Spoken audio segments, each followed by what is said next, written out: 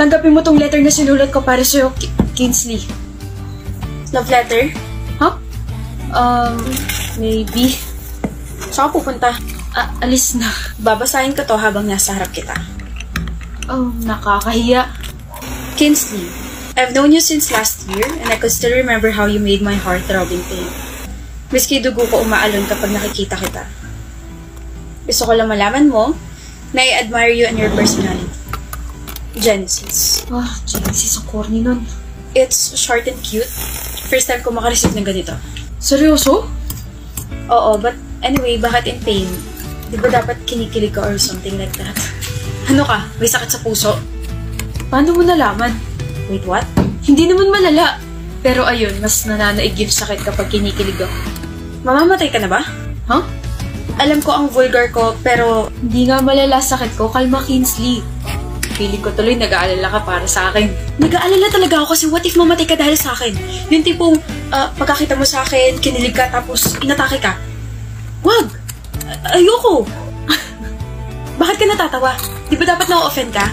Mainis ka sa akin para mawala yung feelings mo sa akin. Sorry ka. Pero isa sa mga nagustuhan ko sa'yo ay yung strong personality mo. Kaya, mahirap yung gusto mo. I'll keep liking you no matter what. Hoy, Bakit? kakakilala ko pala sa'yo, pero bakit ang Ang ano? Bakit ang charming mo, ha? Visit. Shucks. This is so naughty. Excuse me, I have to go. Thank you, Rito. See you when I see you, Kinsley. Thank you for reading my letter. Happy birthday, Kinsley. Binigyan mo pa rin ako ng regalo. Ayaw mo ba? Gusto. Notebook. Ang hirap mo talagang basahin. Hindi ko alam kung impressed ka ba sa notebook na yun or disappointed ka. Notebook na may poems. Sinulat mo? Oo. Mahilig ka talaga magsulat, no? Sobra. Tapos alam mo ba? Kinikilig ako. Huh? Sabi mo nahihirapan kang basahin ako, kaya ayan. I just told you what I felt. Kinikilig ako. Thank you for this. Hoy! Ano ba? Sungit mo naman po. Sino ba kasi inaantay mo?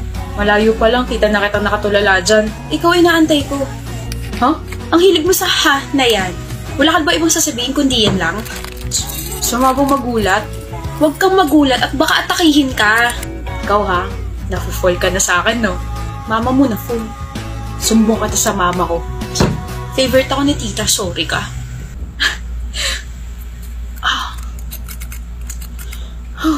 Kalma. Kinsley? Bakit nandito ka pa? Inaantay si Genesis. Uwian niya na, diba? Kanina pa siya hindi nagre-reply sa akin eh. Kanina pa sinugod sa ospital si Genesis. Mukhang tuluyan na nag-fail yung heart niya eh. Sabi niya hindi naman malala sakit niya eh. Kinsley, nag-flatline na daw siya. Ano? Gusto ko na umuwi. Hindi pa pwede. Sorry. Nagulat ba kita? Kinsley? Hi. Tagal mong gumising. Tik na ako mainit kakaantay sa'yo. Last week pa kaya ako gising. Alam ko, pero ang tagal pa rin ng 2 months kang tulog. Ayun, sabi ni tita, mag-focus daw muna ako sa exam ko, kaya kahit gising ka na, pigil na pigil pa rin ako sugurin ka rito. Nag-alala ka, no? Kala mo, patay na ako, no? Malamang! Nag-flatline ka eh. Tsaka pag namatay ka, paano na kami? Paano na ako? Ha? Ano yun? Kung kailan gustong-gusto na kita, tsaka mo ako iiwan? Huwag ganun, oy! Oh. Araw-araw nagsusulat ako para sa'yo. Lamunin mo yung mga letters ko. Pabusog ka sana dyan. Kinsley.